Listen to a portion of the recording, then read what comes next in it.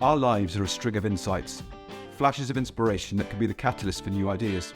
However, our pace of life these days means we tend to miss some of them completely. I'm Dave Hill, and I'm the host of the Simple Reflections podcast, a fortnightly series of interviews with people from all walks of life. Our conversations are an invitation to reflect on some of the simple insights my guests have had that have gone on to have a profound impact on their lives. So grab a cuppa and a biscuit, join us, slow down for a little while and see what shows up for you.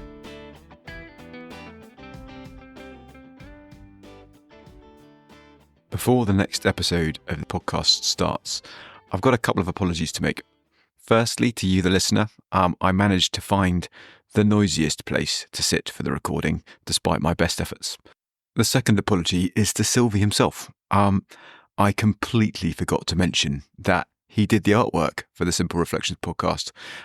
He and I had a conversation which started off as a Venn diagram, ended up as some concentric circles, and from there, some tea stains and a biscuit, and the rest is history. So I'm so sorry for not mentioning that publicly, Silvie, so thank you very much indeed for that. Okay, apologies done. Let's get on with the show. Welcome to the next episode of the Simple Reflections podcast. Today I'm joined by a really good friend, Neil Silvester, or Silvie as I know him. Silvie and I have known each other for the best part of 24 years. We served together in the Royal Green Jackets many moons ago in various different locations, normally getting up to mischief, but trying to stay out of trouble. And we've remained friends ever since. Silvie left the army, crikey, probably 21 years ago now, went into the police force and some various other bits and pieces since leaving the police force. And we've stayed in touch. There have been occasions where he struggled with bits and pieces, and it was through supporting him with some of that I introduced him to the three principles, and something just clicked. I'll let him talk more about that, but that sort of opened a window in his world that's taken him in different directions, and it's lovely to have you. Welcome. It's really nice to be here. Thanks for having me. Took your time inviting me on, but well, you know, I was waiting patiently. Well done. You could get the listeners up first before you invite the big guns on. Exactly. You know, so I had to get myself match ready, I think is probably the best way to put it. As you can tell from the direction of this, there's going to be probably a bit of banter going on here in today's session and in today's episode, and I'm going to be the one that comes off worse, but that's fine. That's the nature of our relationship, which is all good. You know, along the journey, I introduced Silvie to One Thought, to Aaron and Leela, and he did some work with them. But before we go down that rabbit hole, I just wondered, you know, when we met for that walk, whenever that was, crikey, probably 5 years ago, what was it that struck you in the conversation that we were having?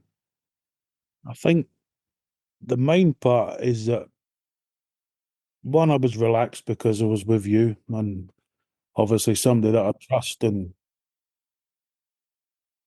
trust with my life. So it's quite easy to listen to somebody and be relaxed. And it's the way that you explained it to me. And it just sort of, you know, that sort of light bulb moment where it's like, it's as simple as that. And I can't remember word for word what you said, but it was basically for the last sort of 18 years or so, it's all been in your own head and you've got everything inside you to fix it. And I was like, so it's as simple as that. And you said, yeah. And from there, it's developed all different sort of branches. As you say, I went and done the One Thought foundation course with Aaron and Leela. Enjoyed that. Got a few things out of that. Wasn't really 100% sure where I was going to go with it, but as with all things, you just sort of sit back and see what happens is the best way. If you try and push things, they never work. Yeah, so I think that's what it was really. Just the way that the main thing was that I could trust you. And once you're with somebody that you can trust and relate to, it's a lot easier. So yeah. No, that's cool. Yeah, and trust is a really big thing. It's something that we sort of take for granted, or we think it's going to take a long time to develop. And we were lucky that we had that connection already. We had that working relationship.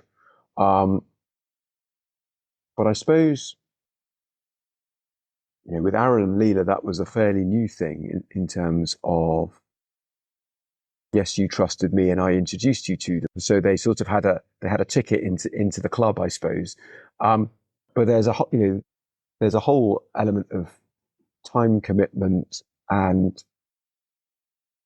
unknown that you stepped into going into that course, purely based on something that I'd mentioned, and you just gone, there's something there. I don't quite know where that's going to take me. Yeah, I'm quite inquisitive and nosy. I think that developed during my time in the police, professional nosy, so and so. I'll try and keep it clean. But again, harping back to this trust thing, it's like what we developed in our initial relationship together. You literally trust each other with your life. So behind the whole thing, regardless of what at first I was a bit skeptical, but it's that whole, why would you be putting me into something that isn't going to benefit me? So I had that to fall back on. Some of it was a little bit not quite me. For anybody that's listening that knows me, I'm quite direct sometimes and to the point. Don't really like to waffle. But yeah, it's the overwhelming thing that comes out of everything to do with the three principles is the truth. And I believe that. In fact, no, I don't believe that. I know that. I know that it's the truth. I think there's a difference between knowing and believing. Yeah, what do you mean by that? Let's talk about that.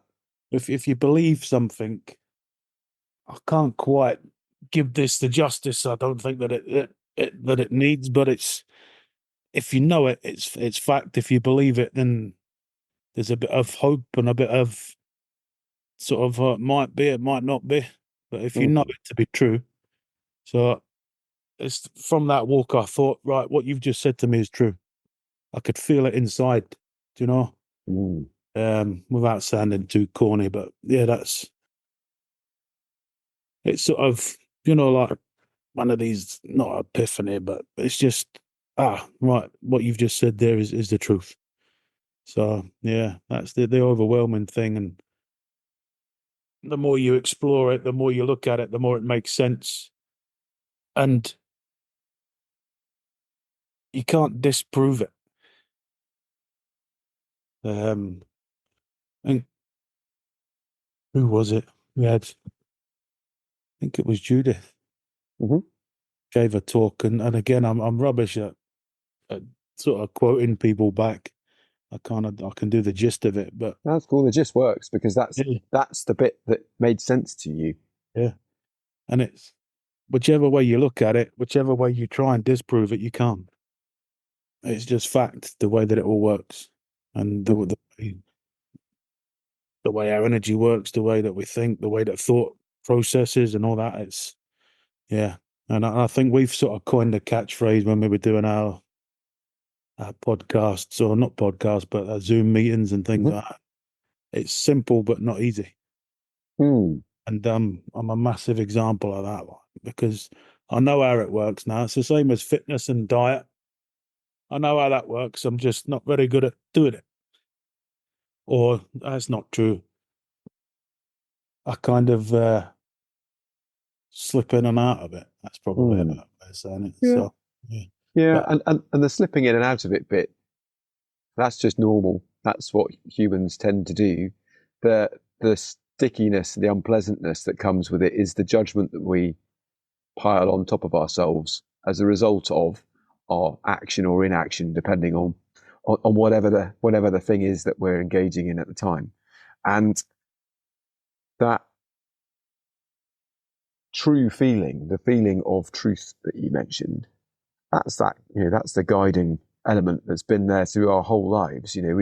We've always had an inkling of what feels right, and then we've either talked ourselves out of it or gone with the crowd because that looked like the easy option, and inside has slowly been crying at the fact that but that this is a better option, this is a safer or more sensible or the correct thing to do in this situation. And we end up sort of building tension in ourselves completely innocently by wanting to follow the crowd or fit in, or whatever it is that's going on for us. Not really understanding that we are guided all the time by that truthometer, I suppose, that sits within us, every single one of us. Yeah. I think something you just mentioned there, it's having this understanding now it helps, because when you slip in and out, which you said was human nature, before that, I thought there was something wrong with me. Mm. And I needed an excuse. I needed a reason. I wanted a diagnosis. I wanted something to explain why I was feeling that. Now I just know that's just the way I'm feeling. Mm-hmm. So I deal with it. Sometimes I get a bit angry. I get a bit shouty sometimes in stressful situations. If anybody from my work ends up listening to this, they'll vouch for that. They tend to talk to me until dispatch is finished. But there you go. It's I was explaining it. I learned how to deal with stress as a young soldier. So it's quite hard to take that and mold it into sending parcels to people. Angry when people aren't doing what they're supposed to be doing, but hey ho. So yeah, that's the massive thing, is that knowing that it's not, there's not an actual reason. It just is. Yeah. And that takes a massive amount of pressure away. It's huge. Yeah, you can just sort of go, okay. And I think I've used this before. You've probably heard it before. That one when we were in Canada canoeing, and the instructors said jump in the river into there's like quite a severe weir that they've got called the Widowmaker. But if you relax and it just pumps you out itself, the river just takes you downstream. If you fight against it, you end up, somebody needs to jump in and help you. So, and it's a perfect metaphor for everything. Yeah. So I think that the main thing is that just knowing now that it just is, there's no reason behind it. I don't have anything. I'm just experiencing these things as they happen. And that's the same for depression, anxiety, as it is for happiness and laughter. And yeah, so there's what you've seen as being true for you is so subtle. It is such a small shift in perception, but the ramifications of it are enormous. Yeah. The ease with which you navigate the world now compared to how you did in the past, as a sort of bystander, it's chalk and cheese. You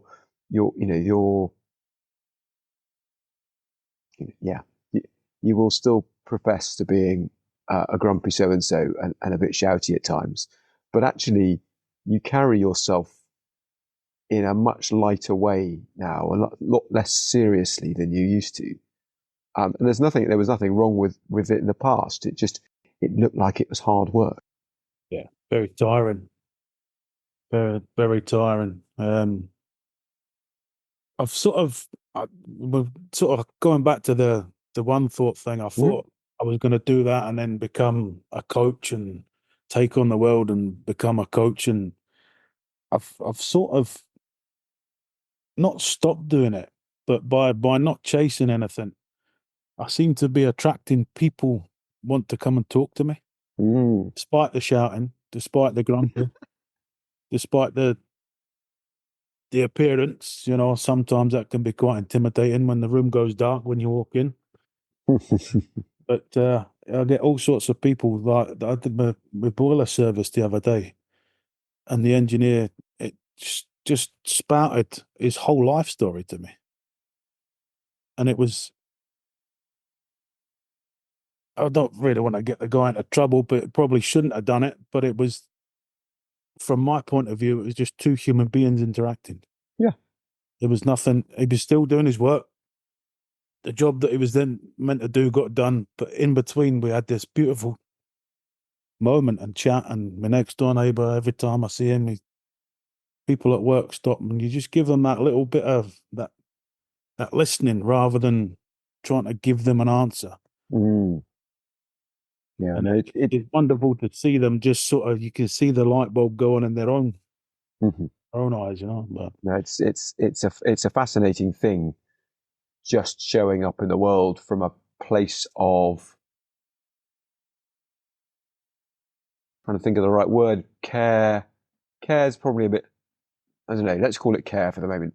Just caring and interested, being curious in someone else, and seeing where they are, and seeing what happens just by being curious about them and asking them questions.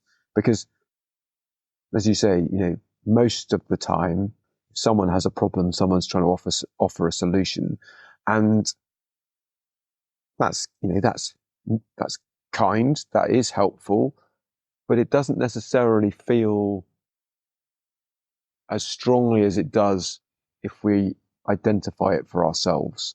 And that's what I've come to realize is I can be certain in my position, where I stand, how I show up in the world. I can see someone else that's struggling in their world, potentially in their view of how things are, and be certain that this moment in time for them, and that will change. And I suppose it's a little bit like meeting someone where they are in a tunnel in the dark, and they're just, I don't know which way to go. This doesn't feel right. Feeling completely uptight and unsure, and going, well, don't worry, we've got this. Turning a torch on and just going, let's go in this direction and see what we see. Yeah. And it's that faith, again, is not the right word, but that the courage of our convictions to go, well, let's just look. And I'm not interested in you believing what I say. I want you to feel comfortable in what it is that you're experiencing for yourself. You mentioned being skeptical earlier on.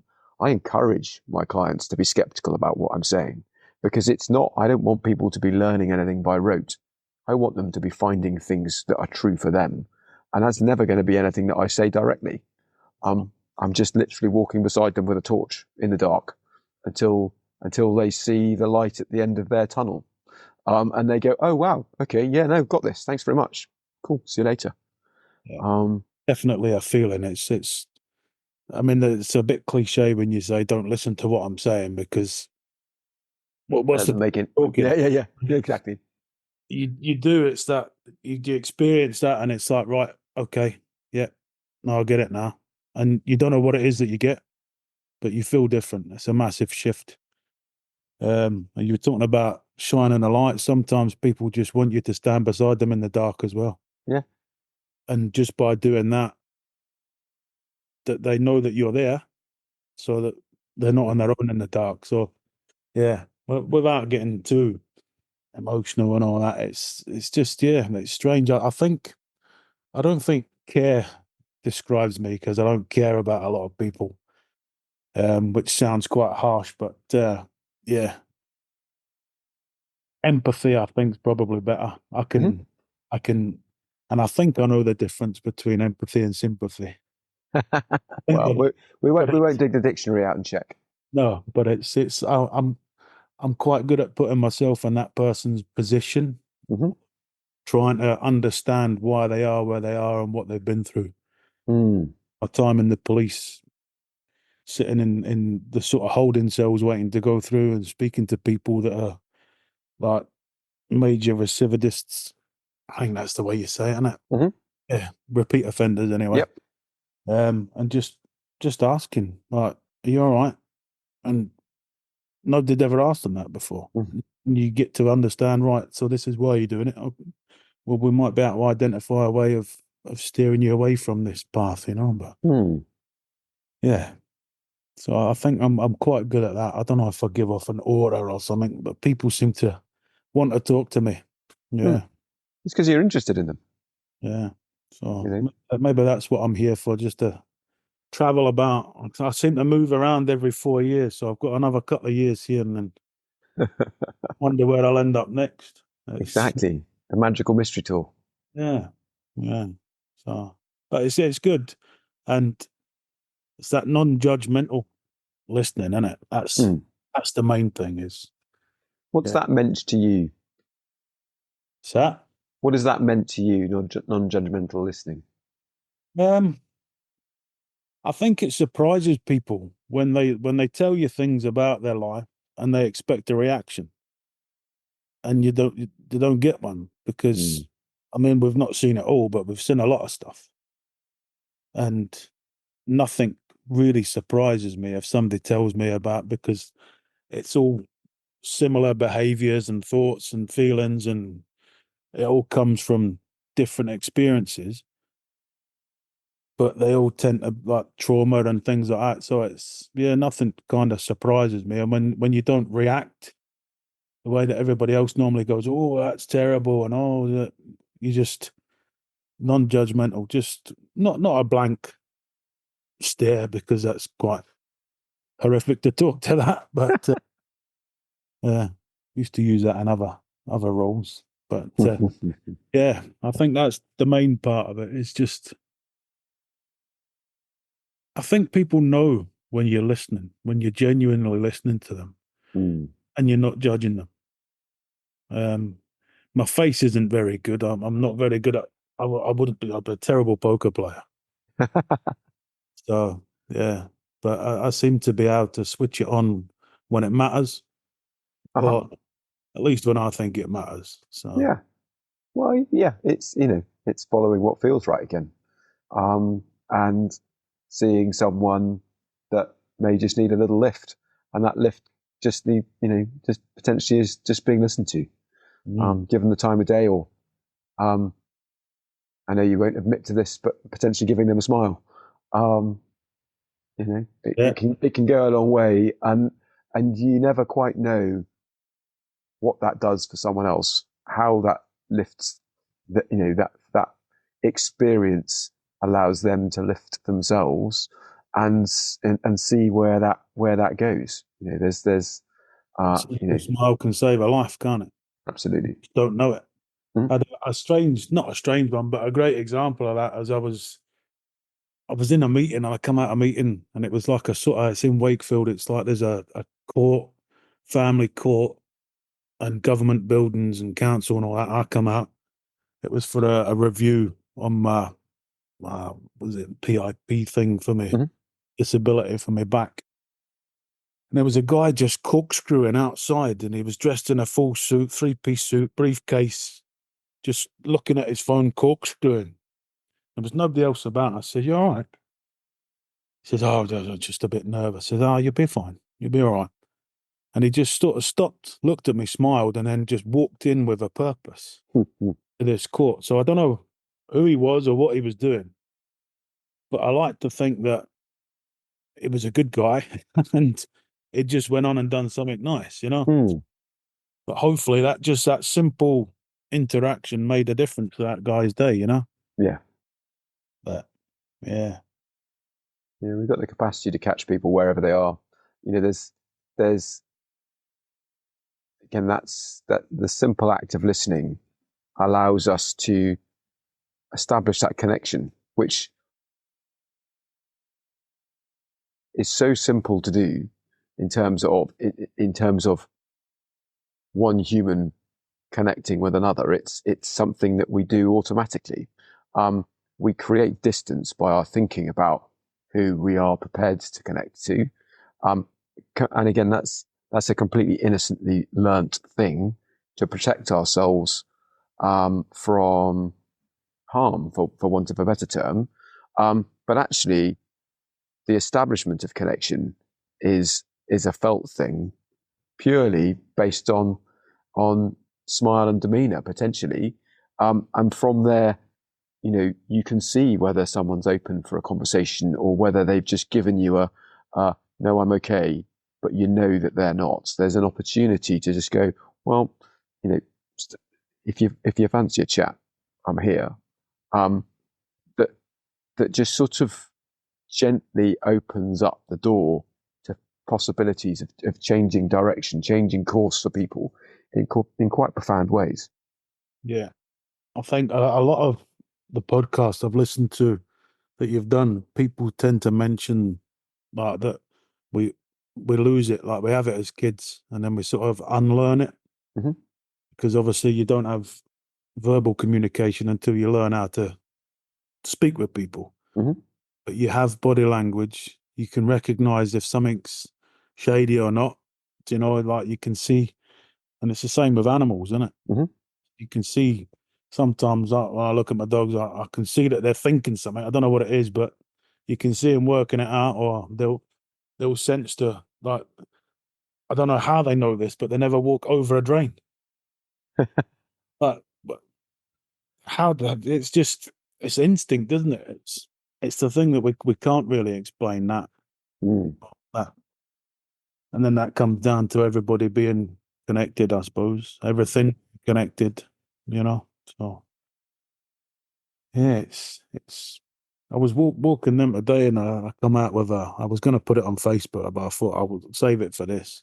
I had the park to myself, so I let them off the lead. And the walk's always better when they're off the lead, because I'm not pulling them, they're not pulling me. We're just existing together, but we're still walking together, but not, And it's like, oh, this would be a great metaphor for letting go. Like when you have bad thoughts, don't keep them on the lead. Just let them go, and then they'll come back.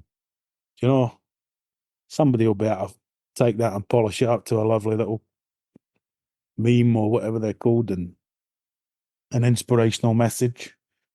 But yeah, it's it seems to be dog joking there. I don't know if you heard that. Right. Yeah, he's probably looking for attention. But yeah, it seems to be like up until that point, and then everything just sort of relaxes. And it's a great. I mean, obviously we've got the thing. Depression's been described as a big black dog before, and all that. So if you can still have it walking beside you, just don't hold on to the lead. It's something there. I don't know.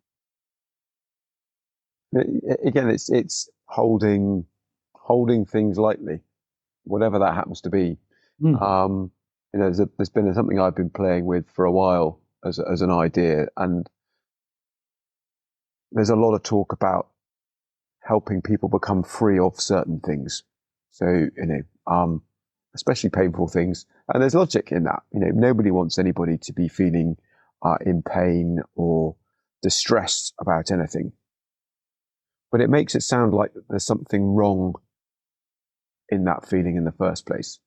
And I think rather than being free from stuff, it would be, if personally for me, it feels more sensible to be free with it. So despite the fact that I'm feeling a bit rubbish at the moment, I'm okay with that. That's just my experience right now. And it's not going to impede my ability to get on in a day. I might slow me down a bit. I might not be on, as sharp as I'd like to, but that's okay because I understand that's part and parcel of feeling fairly ropey. If I'm not trying to force this thing out or think that it's something that I shouldn't be experiencing, I'm more likely to walk along and see it slowly drift off. Right, well, thank you very much. See you later. What next? Yeah. That's all about living in the moment, though, isn't it? And that amount of times that you forget that you're in pain because you're busy in the moment, and then that moment passes, and all of a sudden, oh, I'm supposed to have a bad back. I'm sore again. Yeah. It's Yeah. nice. Yeah, it's amazing. And the only thing that I want to do, or Mhm. what I would like to be able to do, is just sort of shout at everybody and say, look, this is where it works, and people to get it, And Uh-huh. unfortunately, it doesn't work like that. You need to be ready to hear it, or ready to be there. Yeah. It can be quite frustrating sometimes when you see people heading down into a dark tunnel, or and it's like, I'm trying to give you the answer here, but Yeah, but that's, there's something interesting in that. So the the idea that we can give someone the answer Mm. um, sounds wonderful, but as you realised for yourself, it was something that you already knew to a certain degree. It was just when you realised, like, oh wow, okay, yeah, no, this is different. This is different. Nothing's changed, but everything's different. And that's that's the torch that I was talking about. We can point in that direction, but we can't make people see anything. It's a little bit like being a safari guide in a way. You're out in the bush. You have no idea what you're going to come across. There's wild beasts out there that people are wanting to see, but even if you see them and you point them out, you can't guarantee that the clients that are with you are going to see them. And vice versa. They might see stuff that we can't, and that's fine. Yeah. Because it's just that's based on our current vantage point. But if we keep walking on that journey, we keep pointing in the same direction, there's a greater chance that someone's going to catch on in their own way. And that's the exciting bit. That's the skill, isn't it? It's trying to just sort of describe it in a way that they can maybe grasp and understand. And then I think, thinking back, I think the thing you said to me was, the sun's always there, but sometimes the clouds are in front of it. Mm-hmm. Something simple like that. And I was like, what? Because obviously, like, when you go up in a plane, you see go through the clouds, the sun. So that's true. I know that. So, and you're like, oh, right, okay. Yeah, well, that makes perfect sense. Mm. And it's finding that. I mean, like, we all like an insight, don't we? We all try and out insight each other when we're on calls, and I had this one today and this one, but they're all the same. Yeah. They're It's all just a fresh exactly thought. pointing at the same thing. Yeah. It's just, one that, I can relate to that one, Mm. because that's part of my world, or Yeah. I understand it. Yeah. I remember that, that walk that day. And it must have been 5 or 6 years ago because it was before I had my knee operation. I remember hobbling around. And you are a keen artist at the time, and still are now. And I just remember going, actually, there's a painting metaphor here. I know how frustrated that you used to get. Going, I know what this picture needs to look like, and it's just not coming. And it would be mostly there, and then you get really frustrated, and it would just become a mess. You just smear it all up and start again. And we talked about that. I said, that when you are trying to force the picture out of the paintbrush, there's the tension in your body that just doesn't flow and it doesn't feel right. And when you hold it more lightly and you sort of almost give up, the painting appears because you're just going with whatever shows up in the moment, and you're creating whatever it is that comes out at the end of it. Sometimes that's a surprise to you. Sometimes it's looks like what you imagined, and sometimes it's better than what you imagined. And you went, yeah, that's true. It gets to the point where you sort of give up with, we're going to try and get this, and just, right, let's just stick some paint down. Oh, wow, look what I've created. It's, when we think we have something on it, when we think we need to be doing something a certain way, we tend to hold things more tightly, and it makes perfect sense. it's a little bit like, I remember when I was learning to drive, feeling responsible for this piece of metal hurtling around the roads that I was in charge of. Yeah. So I really must hold on to the steering wheel. And whenever I first started going to change gear, we'd lurch to the right as I went to go and grab the gear stick because I was hanging on so tightly. And this isn't helpful. That's not how people normally drive. What am I getting wrong? And then at some point, something just clicked, and I realized that my only job with the steering wheel was to hold it lightly and keep it from moving around on its own. And if I need to go in a certain direction, apply pressure to create that. But the rest of the time, it's just holding on to it. I went, okay, well, that makes sense. Looking back at it now, that's exactly what we do when we've got something I really need to work on to get this right. We're tense, and we tend not to do create the best stuff from that place. Yeah. Realizing that, being able to hold that more lightly, seeing what's possible down that path, is normally the first step to creating the masterpiece that's within all of us. Yeah. It's a nightmare to drive while you're sitting on a booster seat right now. Like I said, I told you I was going to be getting grief. If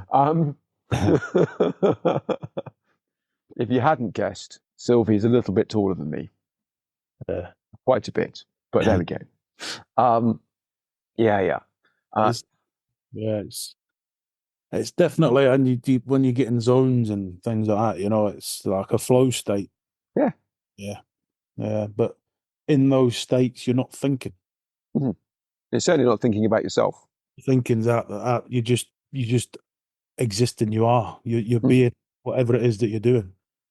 I think we talked about this with Rick about when responding to emergency calls and him being an ambulance driver and I was a police driver.